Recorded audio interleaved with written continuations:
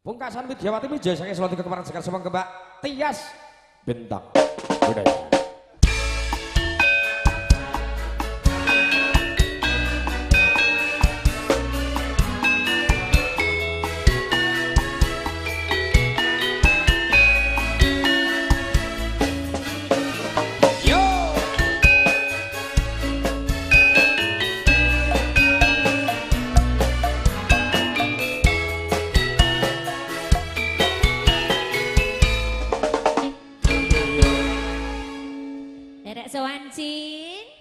Iya, Nduk.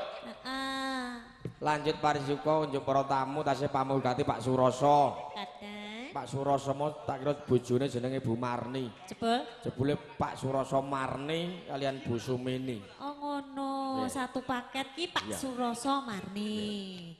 Kanthi suguhan komplit engko ya jek enek sop panas barang, Nduk. Jek ana kuwi. Matur nuwun Pak Rasa. Tenane mangan wis dikonfirmasi nek ana sope. sope. Luar biasa. Heeh. Snack sakmene kowe gawe dhewe kabeh. Gawe dhewe kabeh. Rokok iki lho, Nduk, nganti gawe dhewe lho. Rokok ki yo gawe dhewe kuwi. Kanca-kanca. Ya berarti hebat iki, Mas. Ha iya hebat. Lintingan. Mumpung menika acara nyantai-nyantai, sinambihan nggo kirap, menika dawuh saking Mas Klokah. Menika tok kisik. Apa, Mas? Cewek gaul kalian kelangan Demi. Oh, ngono. Iya. Aku tak karo ngapake aku urung pati apa. Heeh. Cewek gaul dan guyu untune gingsel. Aku ya gingsel lho, Mas, deloken iki. Padha. Manis ora? Manis lho, Titin ya gingsel. Oh, gingsel. Ning ora pati iso mingkem dadi ning Oh, ngono angel. bareng saiki dikawat. Wong sugih ngono Mas dipageri. Dikawat saiki mari. Biyen rongos kuwi. Oh, ngono. Saiki iso apik ngono. Ya disyukuri, Bu, saiki kok ora perongos meneh. Iya. Oke. Lengan. Nuhoni pamundutan menika kaaturan. Bintang Budaya lajengaken lair parisuka. Piye.